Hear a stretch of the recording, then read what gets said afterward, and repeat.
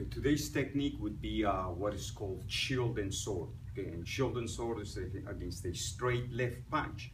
So what I'm going to be doing here is this. Okay, in this case, I'm going to have men coming in from an angle just so you can have a better view. Now, as he's coming in with a straight left punch, I'm going to be angling up a little bit to an angle, maybe a 130 or so. So he comes in from 12, and then I block here. So in this case, this is my shield here. And then in my right hand symbolizes my sword. Okay, so you got shield and then sword. Now, right from here, what I do is that I kind of use a bracing angle. Once I block, I use a bracing angle. As I step a little bit off to the side, as I hit right behind the neck with a hand sword. And then right from here, what I'm going to be doing, if you notice here, I'm still kind of checking at the elbow, is that I go into an inward elbow to the rib, to the sternum solar plexus. And then right from here with this as I check with my other hand, and then from here I bring my left foot to the side, and as I do this, I go right ahead and bring the arm up just to continue to check, and then an eagle beak strike either to the kidney or to the rib cage here, and then I do a round kick either to the lower back or hit the other kidney, or even if he's too far away, I can still kick the kidney here, okay? And then I come back into a fighting stance, okay? So I'll do that one more time. So he comes in, I step in, block, hand sword, as I check, inward elbow, and then I continue to check with this side as I swing my left foot back, and then as I throw the eagle beak strike, I throw the round kick, okay? And really, the eagle beak strike is not an independent motion from the round kick. One helps the other, so this way you help generate more power. So the technique is shield and sword. So today's technique was the technique shield and sword. Shield and sword is technique number 16 in purple belt. And this is really the second technique when it comes to just doing the base technique. It's really the second technique where it utilizes the three natural weapons, okay, against a punch. And that would be like a long range weapon, a medium range weapon, and a short range weapon, okay?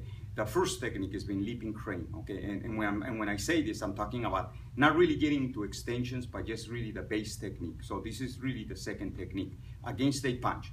So now, what we're going to be doing is that we're going to be comparing, shield and sword with two other techniques. And if we go right ahead and look at the technique itself, shield and sword, is that when I'm stepping in here, see, I'm stepping in forward with my right side to an angle. Now, the opposite of stepping in is stepping back. And then the opposite of stepping with the right is going to be stepping with your left, okay? So basically here, see, I'm stepping in with the right, I'm blocking with the left, and then I'm going forward. Now, I'm also blocking on the outside. So the opposite of blocking on the outside is going to be blocking on the inside. Okay, so now, if we look at that, then basically what I would be doing, instead of stepping forward, I would be stepping back. And basically, this is what I'm doing, okay? So the opposite to what I'm doing at this moment here is to be doing this, okay, stepping back. Then from there, the opposite of hitting with the hand open is to go right ahead and hit with the hand closed.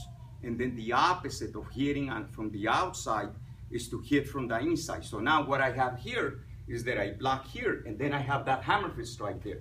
Okay, and as you can see, I'm starting to do the technique shielding hammer. Okay, now from here, once I do this, the opposite of a left elbow would be a right elbow, and the opposite of an inward elbow, it would be an outward elbow. Well, when we look at shield and sword, shielding hammer, see a hammer fist strike, and there's the outward elbow.